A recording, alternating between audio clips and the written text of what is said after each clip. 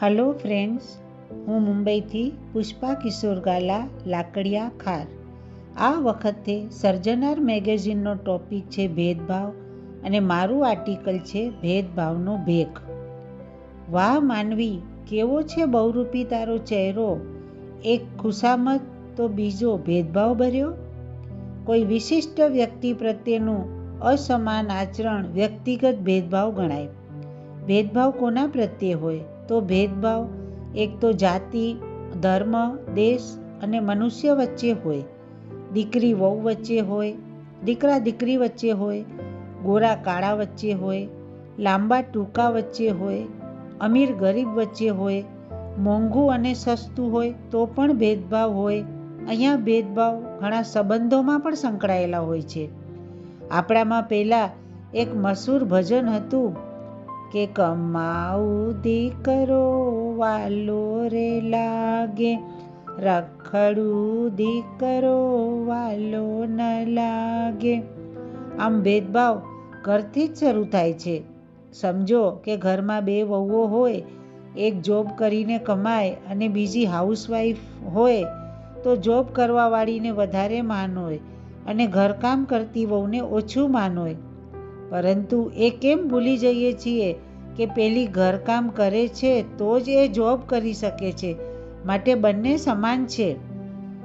અને દીકરી વહુના સંબંધોમાં પણ ભેદભાવ જોવા મળે છે. મા અને સાસુના સંબંધોમાં પણ ભેદભાવ જોવા મળે છે. જાતિ ભેદભાવમાં આપણે પેલા દેશમાં હરિજન કોમ હતી, એમને ખૂબ જ અછૂત માનવામાં આવતા. ત્યારે વિચાર આવે કે હરિજન એટલે ભગવાનના માણસ, તો પછી નીચી જાતિ કેમ ગણાય?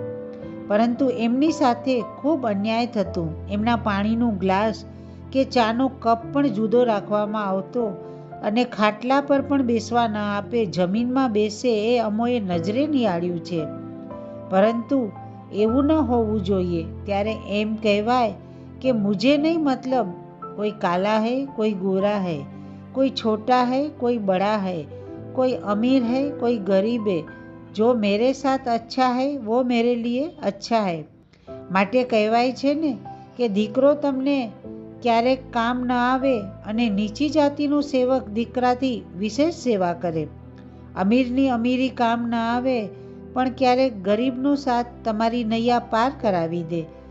અને ગોરાનું અભિમાન છલકાય ત્યાં કાળા કામણગારા બની પ્રેમના ગીત પણ ગાઈ જાય. એટલે ભેદભાવ રાખવો જોઈએ નહીં.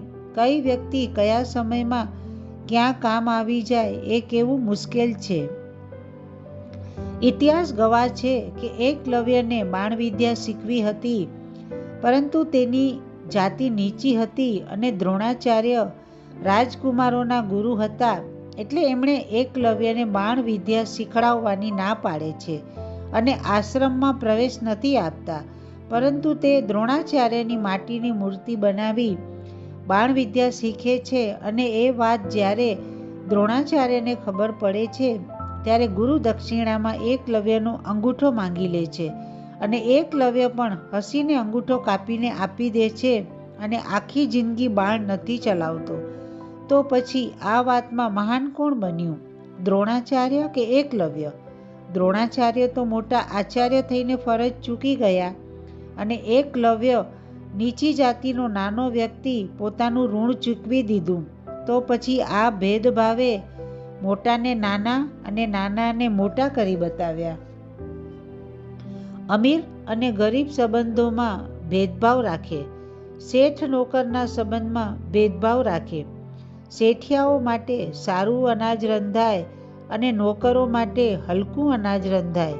અમીરોને નાસ્તામાં ડ્રાયફ્રૂટ મુકાય અને ગરીબને ખાલી ચા પાણીથી પતાવાય. આ પણ સત્ય છે. નાનું દ્રષ્ટાંત. એક ગામ હતું, એમાં એક બેન અને એક ભાઈ રહેતા હતા અને તેમના માતા પિતા મૃત્યુ પામ્યા હતા. એટલે ભાઈએ બેનને ખૂબ સારા ઘરમાં પરણાવી પોતે પોતાનું ગુજરાન ચલાવતો હતો. હવે એક સમય એવો આવ્યો કે ભાઈને થોડી પૈસાની તકલીફ થઈ, એટલે બેનને સમાચાર મોકલે છે અને એના ઘરે જાય છે. પરંતુ આ શું? બેનને ખબર પડી કે મારો ભાઈ ગરીબ થઈ ગયો છે અને મદદ માંગવા આવ્યો છે. ત્યારે બેન ઘરની બહાર પણ ન નીકળી અને નોકર દ્વારા સૂકી રોટલી અને છાશ મોકલી દીધા. આ જોઈ ભાઈને ખૂબ દુઃખ થાય છે અને સંકલ્પ કરે છે, હું પૈસા કમાવીને મારી બેનને બતાવીશ. અને કુદરતે સાથ આપ્યો અને ભાઈ પરદેશ ખૂબ પૈસા કમાય છે. પાછો બેનનું ગામ વચ્ચે આવે છે અને સમાચાર મોકલે છે કે હું તને મળવા આવું છું. ત્યારે બેનને ખબર પડી કે ભાઈ તો ખૂબ અમીર બની ગયો છે, એટલે એણે ખૂબ જ ભાવતા ભોજન બનાવ્યા અને પોતે બાજુમાં બેસી વીંઝણો ઢાળે છે. આ બાજુ ભાઈ જમતો નથી, પરંતુ એની બધી સોનામોરો અને રૂપિયા થાળીમાં રાખી અને એમને કહે છે, તમે જમો. ત્યારે બેન કહે છે, ભાઈ તું ગાંડો થઈ ગયો છે? આ સોનામોર અને રૂપિયા કોઈ દિવસ જમે? ત્યારે ભાઈએ સરસ જવાબ આપ્યો, બહેન, આ 32 ભોજન તે મારા માટે નહીં, મારા પૈસા માટે જ બનાવ્યા છે. મારા માટે તો તે છાશ અને રોટલી આપ્યા હતા. હવે બેન શું બોલે? સારાંશ: પૈસો સંબંધોમાં પણ ભેદભાવ પડાવતા શીખવી દે છે. આજે પણ જો એક પુરુષની ગાડી ખરાબ થશે તો જલ્દી કોઈ મદદ કરવા તૈયાર નહીં થાય, પરંતુ એક સ્ત્રીની ગાડી ખરાબ થશે તો આખું ટોળું મદદ કરવા આવી જશે. એક છોકરાની પોસ્ટ પર કમેન્ટ્સ નહીં આવે એના કરતાં વધારે છોકરીની પોસ્ટ પર કમેન્ટ્સ આવશે અને વધારે લાઈક આવશે. આ થયો મીડિયાનો ભેદભાવ. અને ભગવાન પણ કેવા ભેદભાવ રાખે છે.